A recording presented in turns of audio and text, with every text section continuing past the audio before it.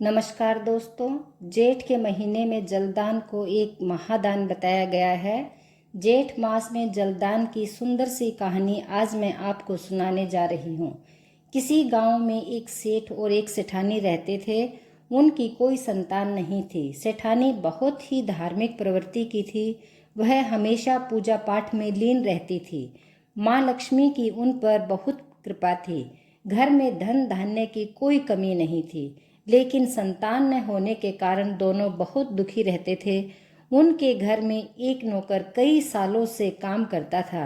वह दोनों का बहुत ही विश्वास पात्र था। एक दिन वह सेठ सेठानी के पास आकर कहता है, सेठ जी, संतान न होने के कारण आप बहुत दुखी हैं। मुझसे आपका यह दुख देखा नहीं जाता।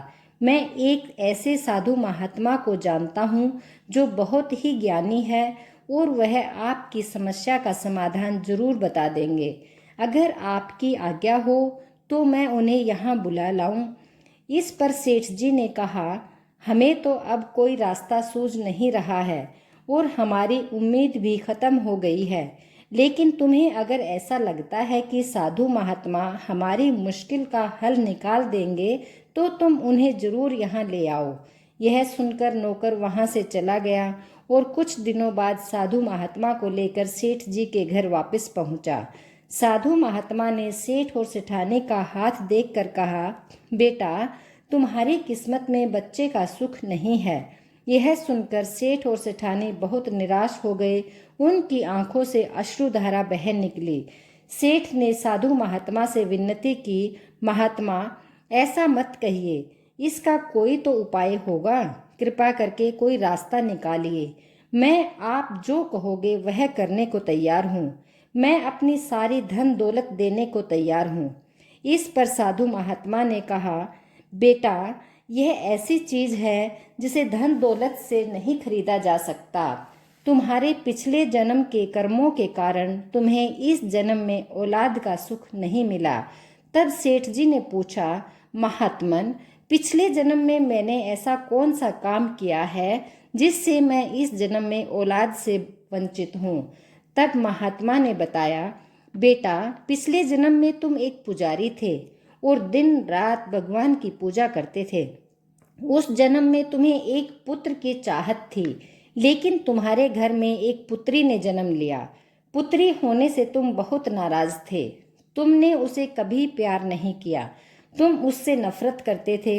एक बार तुम्हारी पुत्री बीमार हो गई और तुमने अपनी नफरत के कारण कहीं भी उसका इलाज नहीं कराया, जिस कारण तुम्हारी पुत्री की मौत हो गई।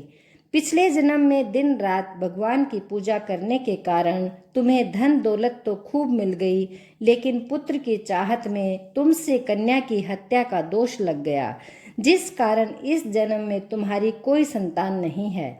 यह सुनकर सेठ और सेठानी बहुत पछतावा करते हैं और साधु महात्मा के चरणों में गिरकर विनती करते हैं कि हे महात्मन, आप तो बहुत ज्ञानी हैं। कृपा करके पिछले जन्म में हुए इस पाप से मुक्ति का कोई रास्ता सुझाएं। हम कन्या हत्या के पाप के साथ जीवित नहीं रह सकते। तब साधु महात्मा ने कहा, बालक, एक उपाय है। जेठ के महीने में पूरे मास प्रातः अपने घर से पैदल चलकर गंगा तट पर जाकर गंगा जल से स्नान करो और वहीं बैठकर शुद्ध जल का दान करो और प्यासों को पानी पिलाओ। तुम अगर ऐसा करते हो तो तुम्हें इस पाप से मुक्ति मिल जाएगी। जेठ मास में किया गया जल दान महादान होता है, लेकिन ये काम आपको संकल्प लेकर ही करना चाहिए। अगर बीच में तुमने ये काम करना छोड़ दिया तो तुम पाप के भागीदार बनोगे। साधु की बात मानकर सेठ और सेठानी ने पूरे जेठ मास गंगा स्नान किया और जल का दान किया, जिसके प्रभाव से उनके सारे पाप नष्ट हो गए। जेठ मास में गंगा स्नान और जल दान करने से उन्हें बहुत पुण्य मिला और उस पुण्य से 1 साल बाद सेठ के घर में एक कन्या ने जन्म लिया। सेठ और सेठानी बहुत खुश थे और अपनी कन्या के साथ वो खुशी खुशी रहने लगे। इसी तरह जेठ मास में जो भी कोई गंगा स्नान करता है और जल दान करता है तो उसके सारे पाप नष्ट हो जाते हैं। बोलो भगवान विष्णु की जय।